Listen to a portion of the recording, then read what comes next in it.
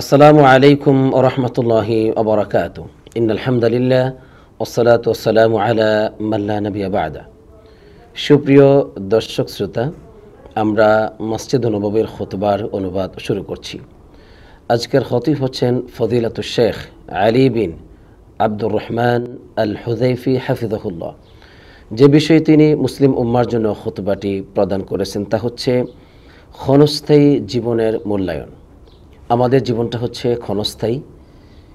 এই পার্থিব জগতে আমরা অনন্তকাল কেউ বেঁচে থাকতে পারবো না। অতীতে যেমন আমাদের পূর্বপুরুষগণ চলে গেছেন, ঠিক আমাদেরকেও তেমনিভাবে চলে যেতে হবে। তাই সম্মানিত খতিব সাহেব আমাদেরকে নসিহত করছেন, আমরা যেন এই ক্ষণস্থায়ী জীবনকে মূল্যায়ন করি তথা সৎ আমলের মাধ্যমেই জীবনের প্রতিটি মুহূর্তকে ব্যয় করি, যাতে করে অনন্তকালের সফলতা আমাদের মৃত্যুর পরে অর্জিত হয় তথা আমরা যেন জান্নাতে প্রবেশ করতে পারি। এই লক্ষ্যকে সামনে রেখেই তিনি অত্যন্ত চমৎকার করে খুতবাটি পেশ করেছেন। আমরা তার অনুবাদ শুরু করছি। আল্লাহ তাআলা যেন আমাদেরকে সুন্দরভাবে অনুবাদ করার তৌফিক দান করেন এবং আমরা যেন শুনে সবাই এর উপর আমল করতে পারি, আল্লাহর কাছে সেই প্রার্থনা করে শুরু করছি।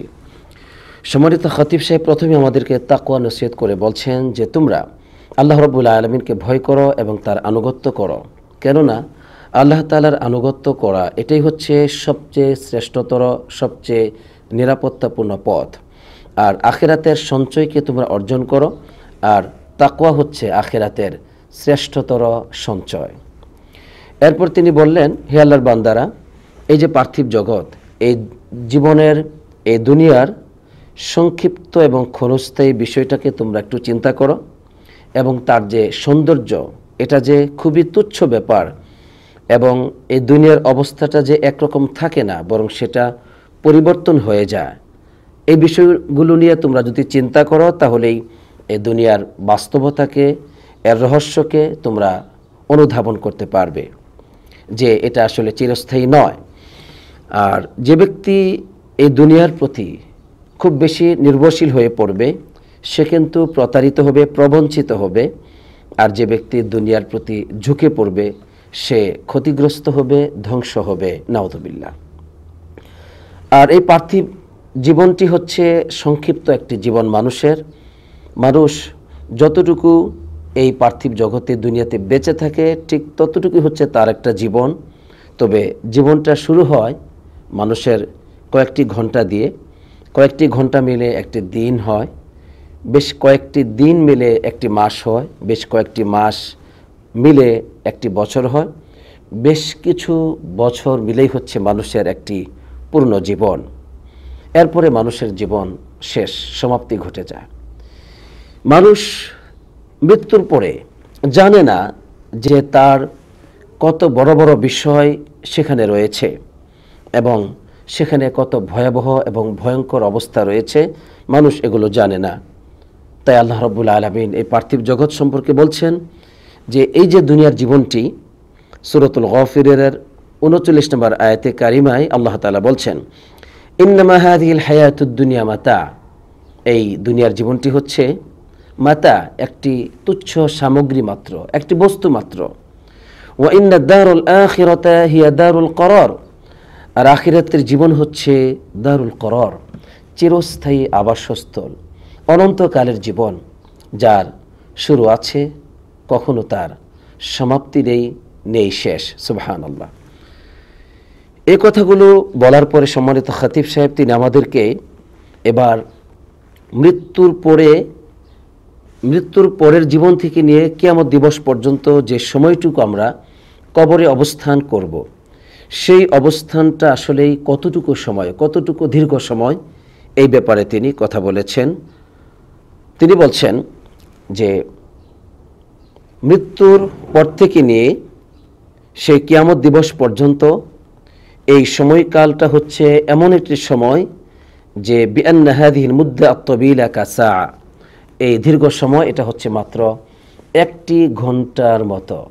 অর্থাৎ আমাদের জীবনের একটি ঘন্টা যতটুকু ঠিক ততটুকুই, অথবা আমাদের জীবনের কিছু একটু সময় মাত্র এই মৃত্যুর পর থেকে নিয়ে কিয়ামত দিবস পর্যন্ত এই যে বিশাল দীর্ঘ জীবন, এটা কি মনে হবে 1 ঘন্টার মতো। এই মর্মে কোরআনুল কারীমের 3টি আয়াতে কারিমা সম্মানিত খাতিব সাহেব উল্লেখ করেছেন।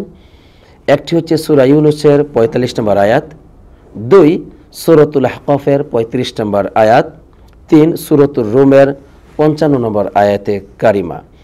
আল্লাহ রাব্বুল আলামিন এই 3টি আয়াতে কারিমায় তিনি একথা বলেছেন যে মানুষের মৃত্যুর পর থেকে নিয়ে কিয়ামত দিবস পর্যন্ত যে সময়টুকু তারা কবরে অবস্থান করবে, এই সময়টা হবে লাম ইয়ালবাথু ইল্লা সাআতাম মিন নাহার। তারা যেন দিনের একটি অংশ, 1 ঘন্টা কেবলমাত্র শুধুমাত্র অবস্থান করেছিল কবরের জীবনে। আল্লাহু আকবার, আল্লাহু আকবার। এরপর সম্মানিত খতিব সাহেব বলছেন যে এই যদি হয় আমাদের এভাবে সে হারাম এবং ধ্বংসের পথে নিপতিত হয়, এই ব্যক্তি তো জাহান্নামে প্রবেশ করবে এবং তার জন্য রয়েছে কাঁটাযুক্ত সেই জাক্কুম ফল খাদ্য হিসেবে থাকবে, আর তার পানীয় বস্তু থাকবে পুঁজ এবং ফুটন্ত গরম পানি। নাউযুবিল্লাহ, এই ব্যক্তির জন্য হচ্ছে দুঃসংবাদ। এরপর সম্মানিত খতিব সাহেব বললেন, কিছু আফসোস করলেন আমাদের জীবন চলার গতিবেদ দেখে। তিনি বললেন আফসোস হচ্ছে ওই ব্যক্তির জন্য যে ব্যক্তি সে তার যে সুস্থতা, এই সুস্থতাই তাকে অবদ্ধতার পথে ঠেলে দিয়েছে। আফসোস ওই ব্যক্তির জন্য যে ব্যক্তির অবসর সময়ই তাকে ধ্বংস করেছে, তাকে পাপে লিপ্ত করেছে। আফসোস ওই ব্যক্তির জন্য যে ব্যক্তির ধনসম্পত্তি তাকে আল্লাহর অবাধ্য হতে বাধ্য করেছে। নাউযুবিল্লাহ। আফসোস ওই ব্যক্তির জন্য যে ব্যক্তি প্রবৃত্তির পথ অনুসরণ করে সে ক্ষতির মধ্যে নিপতিত হয়েছে। আর ওই যুবকের জন্য আফসোস যে তার যৌবনকালটিকে সে এমনভাবে ব্যয় করেছে সে ভুলে গেছে তার যৌবন শক্তি একসময় লোপ পাবে। আফসোস ওই ব্যক্তির জন্য যে ব্যক্তি আল্লাহ রাব্বুল আলামিনের নিয়ামতগুলোকে আল্লাহর অবাধ্যতার পথে, আল্লাহ তাআলার ক্রোধের পথেই সে ব্যয় করে। সে কি জানে না আকাশ এবং জমির কোনো কিছু আল্লাহ রাব্বুল আলামিনের কোনো সিদ্ধান্তকে অক্ষম করতে পারবে না। নিঃসন্দেহে আল্লাহ রাব্বুল আলামিন তিনি কঠিন শাস্তিদাতা। সে কি বুঝে না, সে কি জানে না মৃত্যুর পরে রয়েছে হিসাব? সে কিভাবে আল্লাহ রাব্বুল আলামিনের সাথে দৃষ্টতা দেখায়, অথচ এই জীবনটি তার শেষ হয়ে যাবে। পরিশেষে মৃত্যু তার কাছে চলে আসবে। ফাআন্না লাহু আইয়ারজিআ ইলা দুনিয়া লিয়ুসলিহাল আমাল। সে কি পাবে এই পার্থিব জগতে পুনরায় ফিরে আসতে সৎ আমল করার জন্য? আসলে মূলত পাবে না। এভাবে তিনি আফসোস করে করে আমাদেরকে তওবার দিকে ডাকলেন। তিনি বললেন, হে উদাসীন, পাপিষ্ট, অবাধ্য, পৃষ্ঠ প্রদর্শনকারী, তুমি তোমার রবের দিকে তওবা করো, তোমার রবের দিকে ফিরে যাও। উদাসীনতা থেকে জাগ্রত হয়ে তুমি তোমার রবের ডাকে সাড়া দাও। আর তুমি উপদেশ গ্রহণ করো ওই যে অতীতে যারা এই পার্থিব জগতে সুন্দর জীবন পেয়েছিল, অট্টালিকা পেয়েছিল, সুখ শান্তি পেয়েছিল, ওইসব অট্টালিকা থেকে, বড় বড় রাজপ্রাসাদ থেকে তারা কবরে একসময় ফিরে যেতে হয়েছে। তাদের মাধ্যমে তোমরা উপদেশ গ্রহণ করো, তুমি উপদেশ গ্রহণ করো। আর সফলকামী তো তারাই যারা তাদের জীবনে সৎ আমল করেছিল, আর ব্যর্থ এবং হতভাগ্য, ক্ষতিগ্রস্ত, আফসোসকারী তারাই যারা অসৎ আমলে লিপ্ত হয়েছিল। নাউযুবিল্লাহ। অতএব মৃত্যুর পরে কি আবার পুনরায় কোনো ব্যক্তির জীবন ফিরে আসবে? আসবে না। কোরআনের পরে কি আর অন্য কিছু আছে যে হেদায়েত গ্রহণ করার মতো কিছু আছে কি কোরআন ব্যতীত? নেই। আর এই যে মানুষের জীবনে রাত আসে, দিন আসে এবং চলে যায়, বছর ঘুরে আসে, চলে যায়, এই সব কিছুর মধ্যে রয়েছে উপদেশ। মানুষের ওই যে সামনের সময়টুকু আসতেছে, এর মানে সে মৃত্যুর কাছাকাছি, সে মৃত্যু নিকটবর্তী হচ্ছে। অতএব আমাদের উচিত সৎ আমল করা। তাই কোরআনুল কারীমের সূরাতুন নাজমের 39 থেকে নিয়ে 42 নম্বর আয়াতে কারিমা তেলাওয়াত করে আমাদেরকে তিনি বুঝিয়েছেন যে তুমি কিন্তু একসময় তোমার রবের সাক্ষাৎ পাবে, আর সেখানেই তোমার শেষ সমাপ্তি। আল্লাহ রাব্বুল আলামিন বলছেন, ওয়া আল্লাইসা লিল ইনসানি ইল্লা মা সাআ।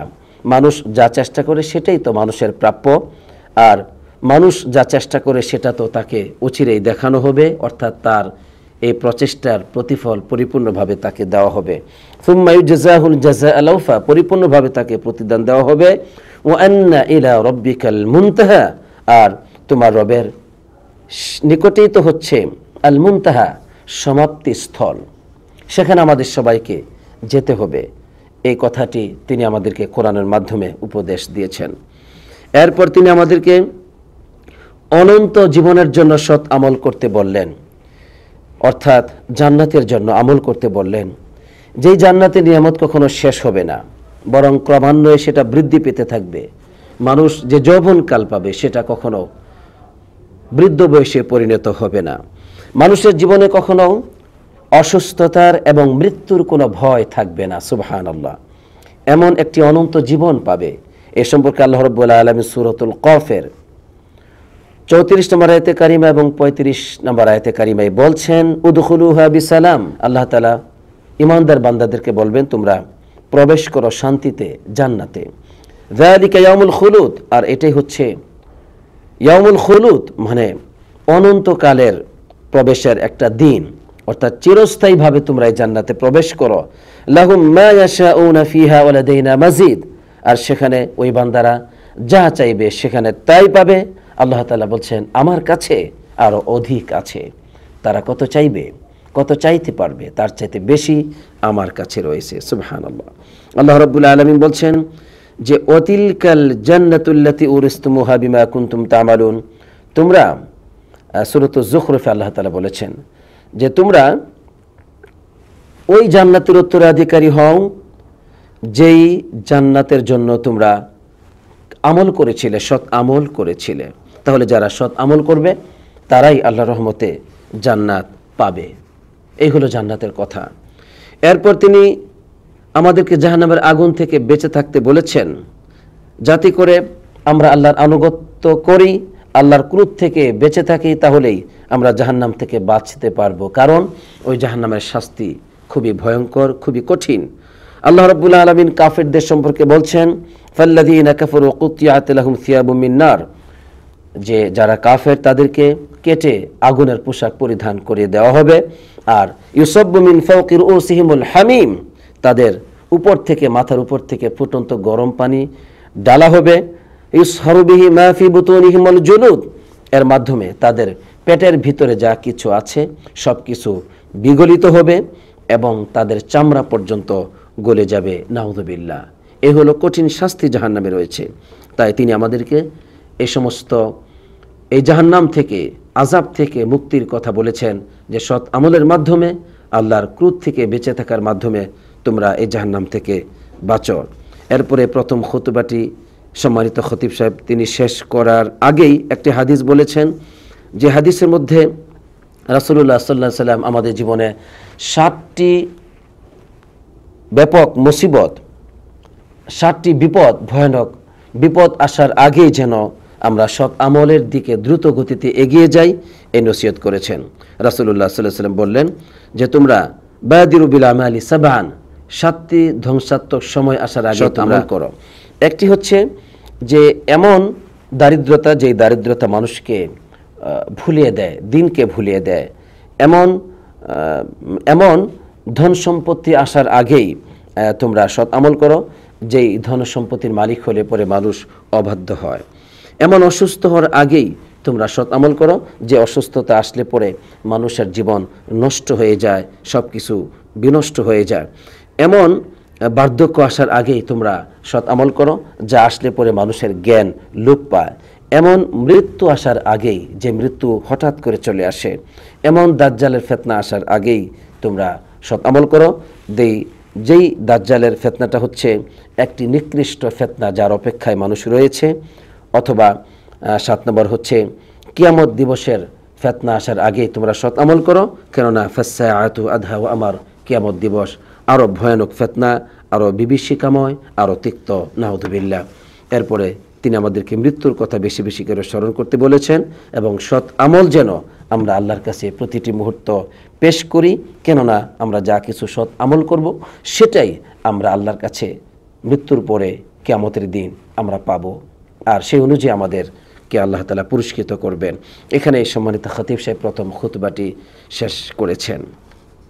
দ্বিতীয় খুতবায় সম্মানিত খতিব সাহেব তিনি আমাদেরকে বললেন যে আল্লাহ সুবহানাহু ওয়া তাআলা তোমাদের জন্য অসংখ্য কল্যাণের রহমতের দরজাকে খুলে দিয়েছেন, অসংখ্য সৎ আমলকে তোমাদের জন্য শরীয়ত হিসাবে তিনি নির্ধারণ করেছেন এবং অসৎ পথকে তিনি পরিহার করতে বলেছেন। অতএব কেউ যেন পাপ করে অন্যায় করে আল্লাহর সাথে যুদ্ধ ঘোষণা করে সে যেন আল্লাহ তাআলা তার জন্য যে রহমতের দরজাকে খুলে দিয়েছেন সেটাকে বন্ধ না করে। কেননা আজ আল্লাহ রাব্বুল আলামিন তার রহমতের দরজা সবার জন্য উন্মুক্ত করেছেন, এ কথা সত্য, কিন্তু অচিরেই এই রহমত, এই সুখ শান্তি, এই সব কিছু একমাত্র মুত্তাকিন বান্দাদের জন্যই হবে। আল্লাহ তাআলা বলছেন ও রহমতি ওয়াসিআত কুল্লা শাই, আমার রহমত সব কিছুকে বেষ্টন করে আছে। তবে এই রহমত ফাসআকতুবহা লিল্লাযীনা ইয়াত্তাকুনা ইউতুনা যাকাতা ওয়াল্লাযীনা হুম বিআয়াতিনা ইউমিনুন, আমি অচিরেই লিখে দিব আমার এই রহমতকে মুত্তাকিন বান্দাদের জন্য, যাকাত আদায়কারীদের জন্য এবং যারা আমার আয়াতে কারিমার প্রতি বিশ্বাস স্থাপন করে তাদের জন্য, যা সূরাতুল আরাফের 56 নম্বর আয়াতে কারিমা এই কথাটি আল্লাহ তাআলা বলেছেন।